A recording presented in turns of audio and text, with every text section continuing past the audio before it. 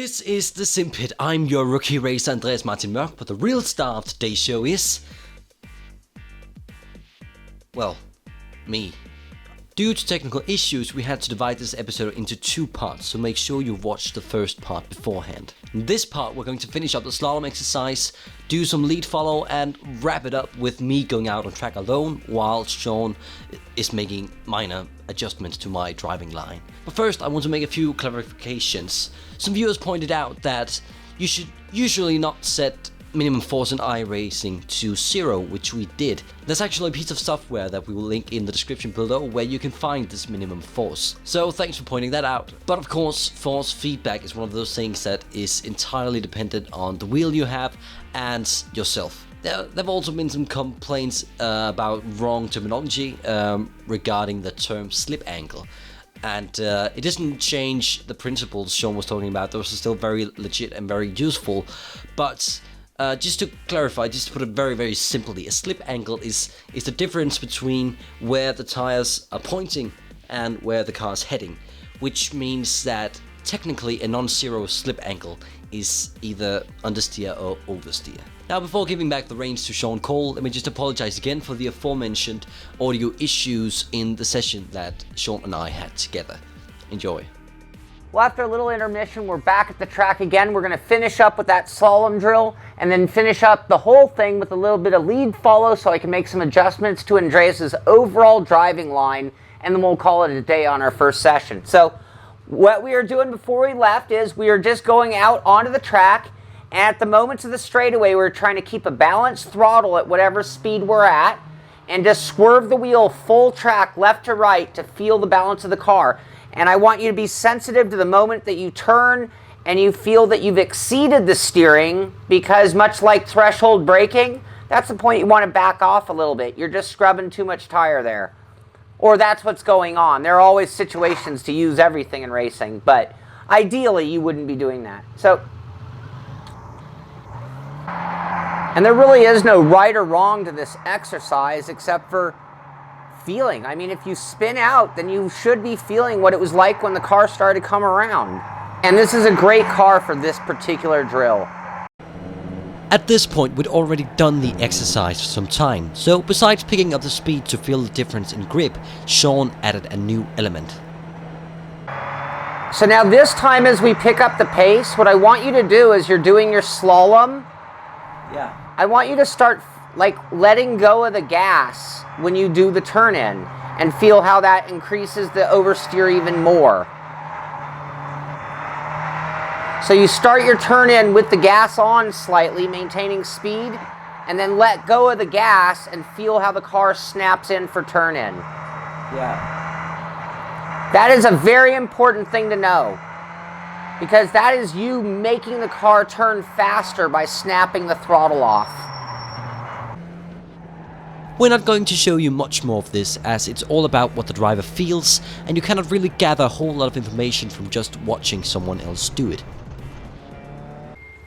All right, if you've got to, I mean, this is something that, you know, there's no right or wrong, there's no moment that I could say, okay, you've got it. What I really am trying to get is just that you can start to feel the way the car sways, the way the car turns in, and how the gas and brake pedal actually will affect your steering as well. So, I mean, if you think you have a pretty good grip on it, I mean, you look pretty good, I'd say it's probably time to just do a little basic driving. And I would say if you just start off at about 3/4 speed and drive a lap. Let me see your line around the track. And I want to see what you're perceiving as the turn-in point, the apex point, even the braking zones. But don't worry about your pace just yet. Keep it controlled and show me the perfect driving line. Right. I'll give it a go. Okay. Now, Lime Rock is a track I know fairly well, and through both experience and research I've picked up on a fairly decent line. However, there are always improvements to be made, and Shaun picked up on the minor details that I didn't pick up on. You gotta get down to that apex. You gotta kiss those inside bumpers. Turn 1 is a late apex. You had a great line going into turn 1. Wide and come in at the last part of it more. You got because you got a really tight decreasing radius corner that ends here, and you got to get out of it fast. You also look real good through here.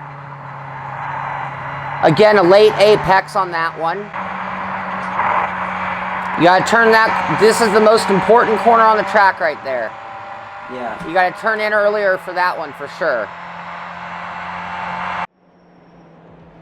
After a few laps like this, Shaun exited his car and started following me around the track with the in-game cameras and made adjustments and comments accordingly.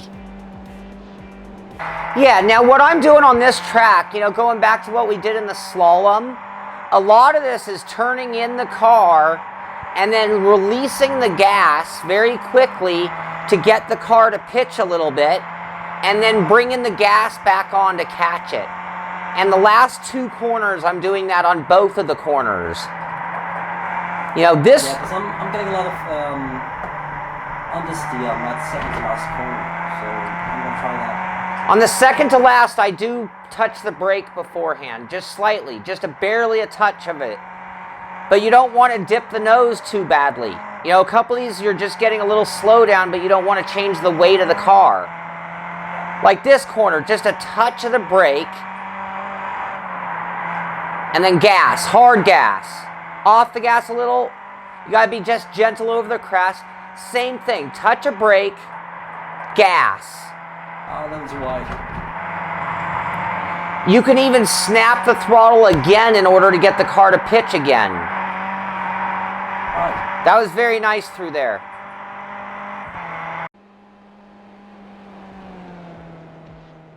But just as I clocked a decent lap,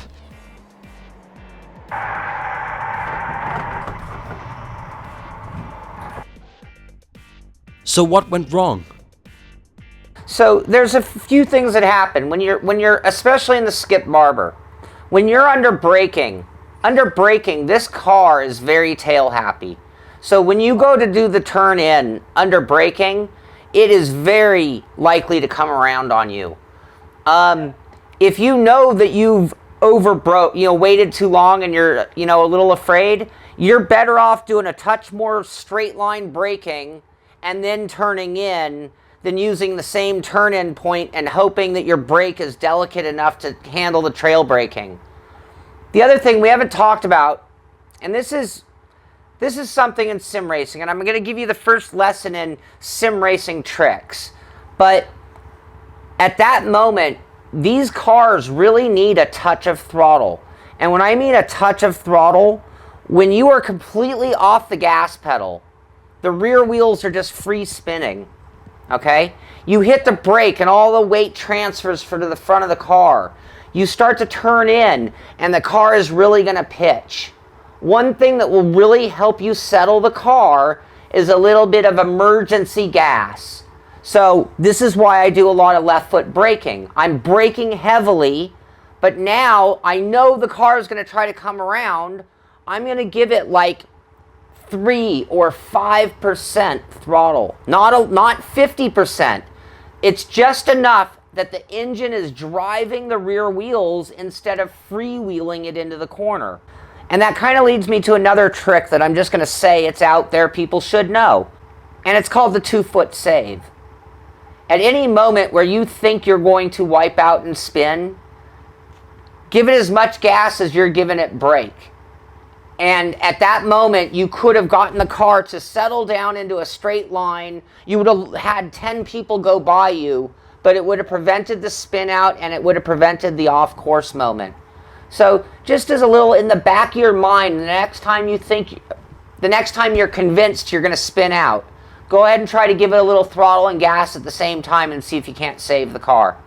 Do a little bit more straight line braking. Make sure you use a little balance or emergency gas on turn in and control the understeer as your first goal. You've already missed the corner. So once you've missed the corner, it's about saving the day, not making the corner at the perfect apex. Racing is a sport that's very different from others in that there are so many things out of your control that can directly affect your performance. In racing, things go wrong.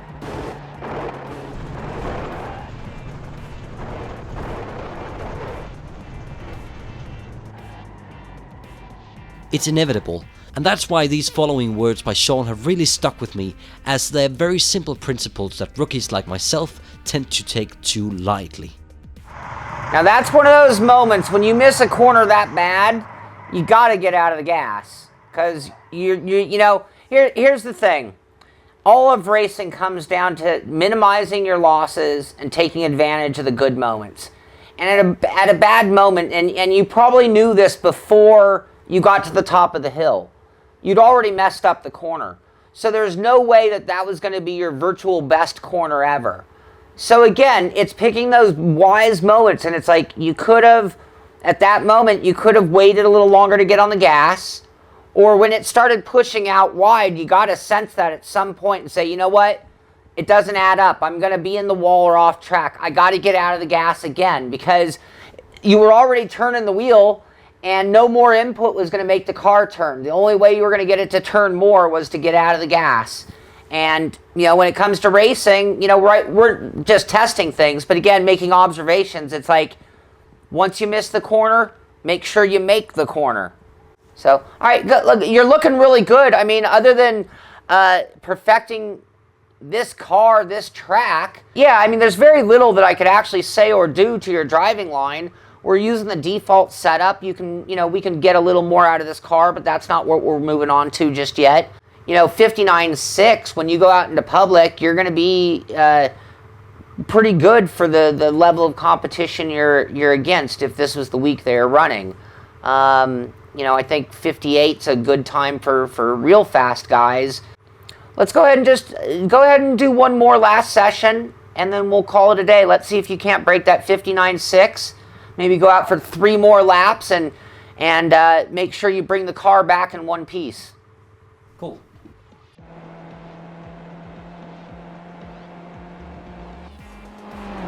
After this, Shaun sent me out on track again and let me run with only minor interventions. At this point, it was all about practicing what I had learned.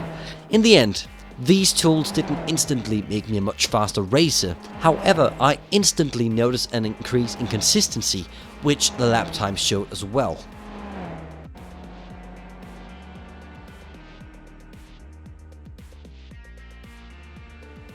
So we're back in the studio. I'm talking with Andreas, and we're going to kind of do a little reflection on everything we learned. In the end, you saw an abbreviated version of what was probably a couple of hours out on track. And it was really important that we spent a little bit of time as a beginner just to go over some of these basics. I said it throughout the piece, and I'm going to say it one more time because I want you to really understand this part. What you learn when it comes to car handling are the tools that you take to every track. You take them to every corner. The skill set is transferable everywhere we go, and that's why we went all the way back to the basics. You could probably see within 30 seconds of driving that Andreas was already beyond the basics, but even he hadn't taken the time to really understand the boundaries of the braking system and the way the car feels on turn-in and the way it feels in the wheel and the things that you need to be sensitive to, whether you're talking about sim racing or real-life racing. So, Andreas, we started out at a very low speed. I mean, grandma driving level speed, just to get you familiar with the steering of the car. And I don't think there was much to be learned. You can tell me if I'm wrong. But, I mean, at that juncture, it was more about removing everything that you thought about prior to that point. The minute you're following another car, you're racing. You're no longer focusing on your driving. And it was sort of a way of sort of clearing the palate and getting you back to the point where it was sort of a mindless exercise just to get you back to square zero, so that when we did start to pick up the speed, you could get a sense for that. So when we were just going at 80 kilometers very slow, was that doing anything, or was that just sort of a redundant task? Did it successfully clear your brain so that when we picked it up, you could be more sensitive to what we were doing? I was actually surprised sometimes with how the car reacted. And so I think, even though I initially thought it wasn't an exercise we needed, I actually think we gained a lot from it. Well, and the real moment came when we started to pick up the pace a little bit with it, because that meant that all of those inputs were that much more sensitive. It also meant that you were going to have to start getting out of the gas in order to get the car to turn, which was going to induce a little bit more oversteer, make it a little bit more fun. But the main point in the exercise, I really, you did it a couple of times. I wanted to see a few different things happen, and I did. I saw you miss your mark, drive off the track a few times. I saw you also oversteer the car and loop it out. You know, do it enough times and you're going to really start to know what it takes to get that car to turn on command like that. So what I want to talk about is the future. I think what I'd like to see is that you just get to the point where you're about as confident as you can be as a solo driver. So anyway, if you any questions from you at this point?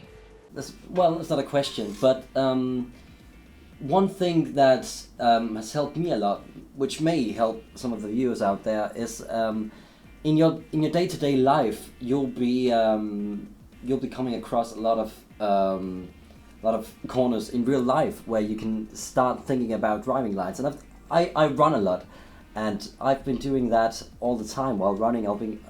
I'm thinking, if I was in a car right now, where was the apex and when could I get on the throttle? And I think that's helped me identify some of the corners that I already know when I'm learning a new track. You know, it's very funny you say that. I don't think there's a situation in life where I'm in motion that the word apex isn't like automatically occurring to me. You know, I don't walk down a path and then take a 90-degree corner. I curve the corner.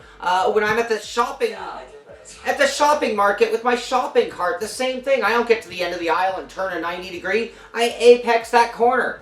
I think as a racer, it just becomes, like you said, everyday stuff. So, fantastic. How do you feel about the goals moving forward? Are you willing to take a little time to really work on hitting apexes? Really work on making sure you're getting that braking so that it's not taking you too late into the corner. It's allowing you to get a good turn in. Yeah, definitely. So, and that'll help entertain you when you're out there soloing. Now you have a purpose and a goal. You're analyzing, reflecting, then head back out on track and see if you can't improve. All right, so that is going to do it for today. As you can see, Andreas did a great job of going over the basics, maybe just dealing with me as a coach a little bit, but it was more to make the point to all of you out there. We are going to pick this up at a good pace. It's always going to be based on Andreas' skill level. We're not going to push him to a level he can't come through with, but we always want to be pushing him a little bit. So this is the Simpit. I'm Shaun Cole, and we will see you on the track.